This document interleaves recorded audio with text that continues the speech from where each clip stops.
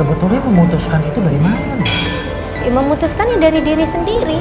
Soalnya kan berita-beritanya ada yang bikin berita-berita tanpa ada konfirmasi terlebih dahulu. Mereka ada yang bikin berita karena cowok, karena karirnya menurun. Justru pada saat aku sebelum berhijab, sama setelah berhijab, sama setelah memutuskan untuk melepaskan hijab, karir aku baik-baik aja. Maksudnya nggak ada masalah. Dan aku pun juga nggak ada hubungannya sama perasaan, karena cinta sama ini akhirnya aku pakai hijab, karena cinta sama ini aku lepas hijab.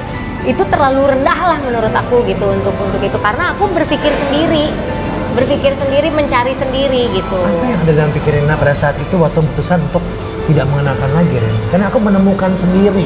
Iya, ada sesuatu yang maksudnya banyak hal-hal baru yang ditemui baru-baru ini. Kan kadang-kadang kita gini, ada hidup kita nih biasanya ada 5 tahun ke depan kita memikirkan hal yang dulu beberapa tahun ke belakang kita nggak pernah pikirkan. Tahu-tahu kepikirannya dan itu baru di tahun datang ini. pada saat itu. Ya, dan itu nggak bisa diatur juga gitu. Aku juga nggak pengen tiba-tiba waktu itu nggak kebayang mau berhijab, tahu-tahu jadi berhijab.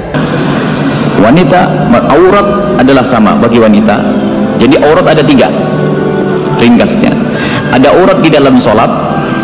Aurat di dalam sholat bagi wanita di dalam sholat auratnya adalah sekujur tubuhnya kecuali telapak tangan. Dhahran wa batnan. Jadi supaya tidak salah paham, jadi yang terlihat di dalam sholat, yang boleh kebuka di dalam sholat adalah apa? Wajah. Yang kebuka dalam wajah dan telapak tangan. Ini juga boleh kebuka. Dhahran wa batnan, luar dalam. Ada sebagian salah paham ini harus ditutup, repot ini tutup. Ini boleh kebuka dalam sholat. Ini bicara dalam sholat. Di luar sholat bagi seorang wanita lagi juga ada nanti. Ada aurat namanya aurat sitir. Apa yang wajib ditutup oleh seorang wanita di hadapan laki-laki yang bukan mahramnya dan bukan suaminya? Yang wajib ditutup bagi wanita adalah menurut jumhur ulama mazhab Imam Syafi'i rahimahullah taala, jumhur ulama adalah sekujur tubuhnya tanpa terkecuali. Ini adalah menurut pendapat yang dikukuhkan dan harus. Tapi pendapat yang kedua adalah termasuk cadar, ini adalah menurut mazhab Imam Syafi'i yang dikukuhkan, bahkan jumhur ulama yang dikukuhkan. Pendapat yang kedua adalah mazhab Imam Syafi'i adalah sekujur tubuhnya kecuali telapak tangan dan wajah. Sudahlah, ikut pendapat yang kedua sudah, alhamdulillah. Kalau ikut yang pertama lebih syukur, alhamdulillah. Jadi kalau ada orang menutup cadar, itu adalah mengambil kemuliaan tingkat tinggi. Tapi kalau ada orang membuka mukanya, ikut pendapat ulama juga, tanpa harus kita rendahkan karena itu. Khususnya kayak masyarakat kita Melayu, Indonesia juga rata-rata buka mukanya. Cuma harus diketahui, leher adalah aurat, betis adalah aurat. Nah, ini jadi aurat itu.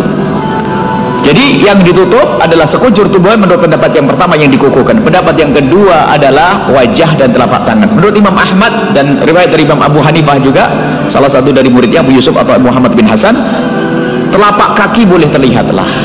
Ini adalah kemudahan juga. Tapi sebaiknya ditutup kalau bisa pakai kaos kaki. Kalau tidak, telapak kaki boleh kelihatan. Telapak kaki, qadam. Jadi paling tidak gampangnya begini saja. Ringan deh, wajah boleh kelihatan, telapak tangan boleh kelihatan, telapak kaki boleh kelihatan. Ini adalah sudahlah lumayan lah di negeri kita. Zamannya orang sudah pada tidak mau pakai baju. Kalau kita mau naik pangkat, silahkan pakai cadar dan sebagainya. Cuman semua harus pakai adab. Kalau anda melihat orang pakai cadar burqa ini, jangan anda rendahkan. Memang ada sekelompok yang akidahnya sesat pakai burqa, lalu orang yang benar pun dibilang salah juga. Ini yang masalah. Pakai burqa alhamdulillah. Jadi jangan merendahkan orang yang pakai burqa. Atau sebaliknya yang sudah pakai burqa, pakai cadar, jangan merendahkan yang lainnya. Anda mengikuti ulama. Ada sebagian yang sudah pakai cadar dengan kesombongannya, apa ente ini istrinya ustadzah tapi mukanya kebuka. Loh, ini kan merendahkan orang lain. Pendapat ulama. Jadi yang buka wajahnya adalah juga mengikuti ulama, dan insya Allah diterima dan tidak dosa dengan itu semuanya. Sekarang dihindari tabarruj menor atau minor itu. Dandanan berlebihan dihindari itu semuanya. Baik, ternyata pakai cadar dan yang tidak itu adalah syar'i, sudahlah. Yang jadi masalah itu saudari kita yang harus banyak kita doakan di pinggir jalan pakai baju tidur.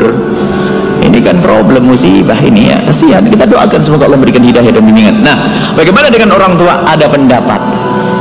Barangkali kemudian orang tua yang susah di dalam menjaga auratnya. Namanya orang tua kadang-kadang kerudungnya jatuh kebeteran, Tapi orang tua yang masih cekatan wajib sama dengan perempuan yang lainnya.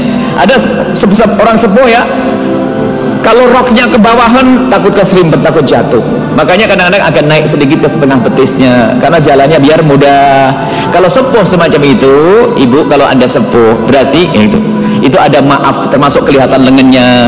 Kadang rambutnya jatuh, ditutup lagi semampunya. Ini.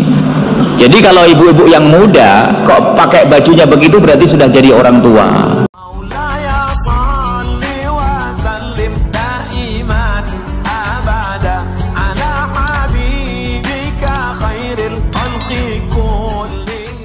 Terungkap penyebab Rina Nose terlihat semakin kurus. Ternyata Rina Nose sempat menarik perhatian dengan penampilan terbarunya nih bunda. Bagaimana tidak, wanita kelahiran Bandung 38 tahun silam ini terlihat semakin kurus. Ada banyak dugaan terkait penampilannya tersebut, salah satunya yakni soal kesehatan. Wajah tirus dengan tulang leher yang tampak menonjol membuat beberapa orang yang berada di sekitarnya menduga bahwa ia tengah sakit. Namun alih-alih sakit, ternyata alasan berat badan Rina Nose turun drastis ini karena program diet yang dijalankannya berhasil. Sejak menjalani program tersebut, berhasil menurunkan berat badan BB hingga 7 kg. Dalam kesempatan tersebut, Rina ungkap ingin memiliki postur tubuh seperti saat dia masih kuliah sehingga menjalani diet ketat. Dan kini, harapan tersebut sudah ia wujudkan. Tak hanya ingin memiliki bentuk tubuh seperti di masa muda, Rina Nose juga bermotivasi lain bunda. Katanya dengan tubuh sekarang ia merasa lebih muda dan memilih model pakaian yang ia kenakan. Gue ngerasa saat badan gue segini, gue pakai baju apa aja cocok banget, ujarnya. Terkait dugaan-dugaan orang, Rina Nose akui hal tersebut wajar karena ia memang tidak mengumbar soal program diet pada publik. Oleh karena itu tak heran jika orang bisa khawatir melihat dirinya tiba-tiba kurus banget. Bahkan terungkap penyebab Rina Nose terlihat semakin kurus. Ternyata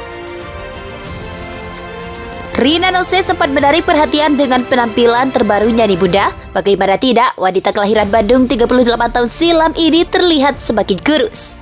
Ada banyak dugaan terkait penampilannya tersebut, salah satunya yakni soal kesehatan. Wajah tirus dengan tulang leher yang tampak menonjol membuat beberapa orang yang berada di sekitarnya menduga bahwa ia tengah sakit. Namun alih-alih sakit, ternyata alasan berat badan Rina Nose turun drastis ini karena program diet yang dijalankannya berhasil. Sejak menjalani program tersebut, berhasil menurunkan berat badan BB hingga 7 kg.